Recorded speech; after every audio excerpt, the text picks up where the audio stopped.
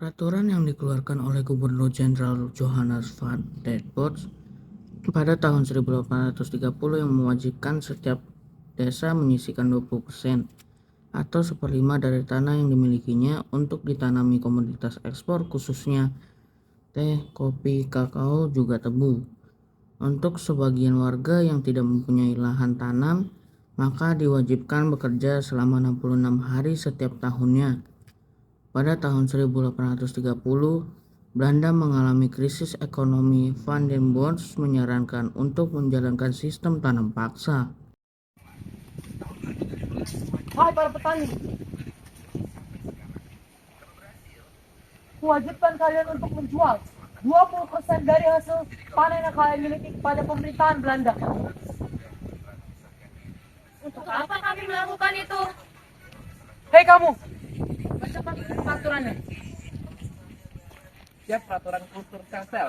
1. Mewajibkan setiap desa menyisihkan sebagian tanahnya setengah alias 20% untuk ditanami komoditi ekspor khususnya kopi, tebu, dan nila.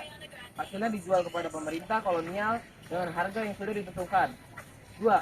Rakyat tidak memiliki tanah pertanian, menggantikannya dengan bekerja di tanah pertanian dan pabrik.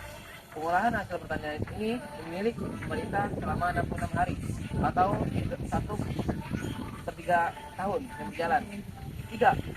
Mengerjakan tanaman pada tanah pertanian yang diperuntukkan bagi kultur sel-sel tidak boleh melebihi waktu tanam padi atau kurang dari 3 bulan.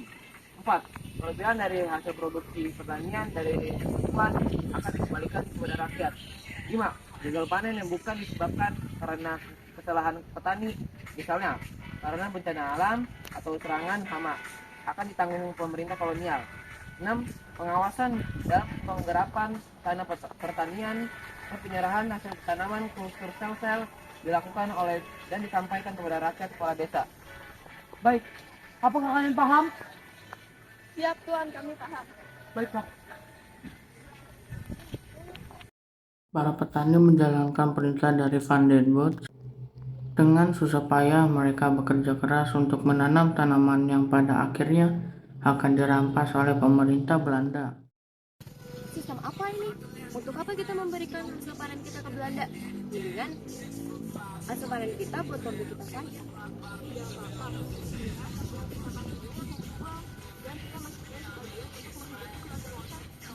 Tapi bagaimana kalau semua hasil panen kita dirampas oleh Belanda? Bagaimana jika kita tidak dibayar? Bagaimana kalau seumur hidup kita ke depannya? Tidak, aku percaya bahwa pemerintahan Belanda akan mengambil haknya dan bersihkan. Mereka tidak akan merampas hasil panen kita. Hei, sedang apa kalian? Kembali bekerja. Baik, Tuan. Setelah Van den Bos pergi, para petani mulai mengeluh dengan keadaan yang mereka hadapi.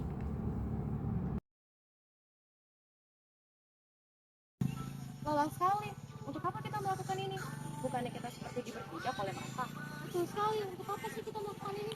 Sudah, ayo kembali bekerja.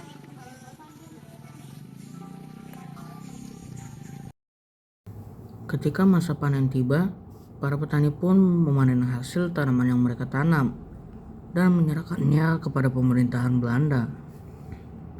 Syukurlah hasil panen kita banyak. Sudah saatnya kita menyerahkan ini kepada pemerintahan Belanda. Wah, benar sekali. Syukurlah. Mari kita serahkan panen kita ini. Ketika para petani menyerahkan hasil panen, Apa? Hanya segini hasil panen kalian? Apakah kalian tidak mengerti saya? Ampun tuanku, hanya ini hasilnya kami hasilkan. Kami mohon ampun. Bagaimana Tuhan, apa kita harus menjelaskan itu? Ambil semua hasil panen mereka. Jangan Tuan. Dengan apa kami makan? Kalau semua hasil panen kalian ambil, bagaimana dengan upahnya? Dengan apa kami bertahan hidup nanti? Saya tidak peduli. Ayo.